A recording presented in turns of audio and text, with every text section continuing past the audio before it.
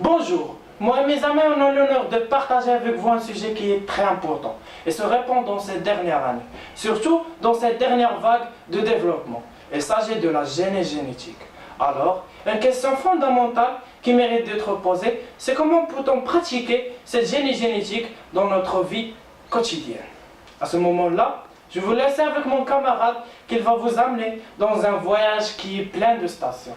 À chaque station, on va découvrir des secrets impeccables sur la génétique. Alors, bon voyage.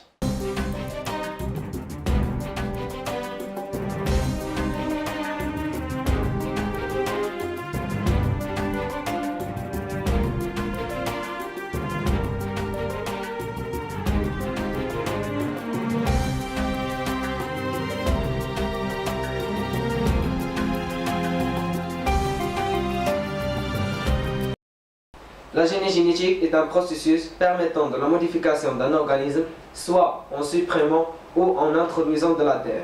Celui-ci peut être introduit directement dans l'organisme hôte ou il peut être introduit dans une cellule qui va être fusionnée ou hybridée avec l'autre. Grâce à la génétique, les gènes peuvent être lus, copiés, modifiés ou combinés de manière différente et transférés d'un être vivant à un autre.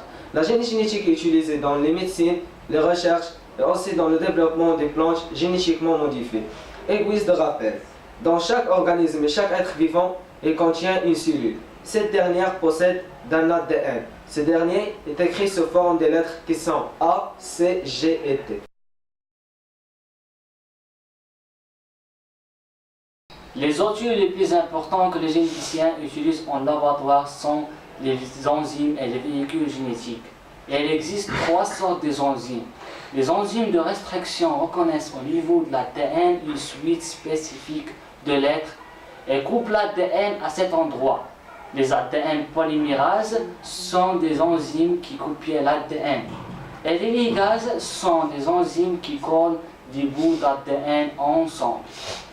Les bactéries et les virus sont eux des véhicules génétiques où l'ADN d'un être vivant peut être possède ou transmettre à un autre vivant.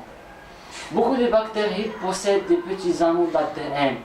Les généticiens peuvent introduire des anneaux modifiés dont les bactéries peuvent transmettre les anneaux modifiés à une autre cellule.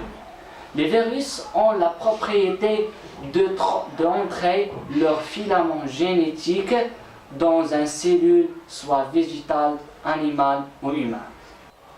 Il est également possible de modifier génétiquement des plantes et des animaux. Par exemple, au niveau du naguet, on injecte l'ADN souhaité dans un ovule du souris fécondé. Les cellules portant l'ADN additionnel se divisent et un embryon se forme. 3 semaines plus tard, les ADN ou les sorisseaux naissent et entre eux, il y a des gènes additionnels.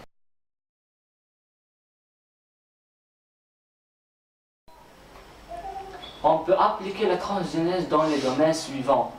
L'agronomie, dans la résistance des insectes et des herbicides, et la santé, les vaccins et les protéines humaines, l'industrie, les colorants et les huiles industrielles,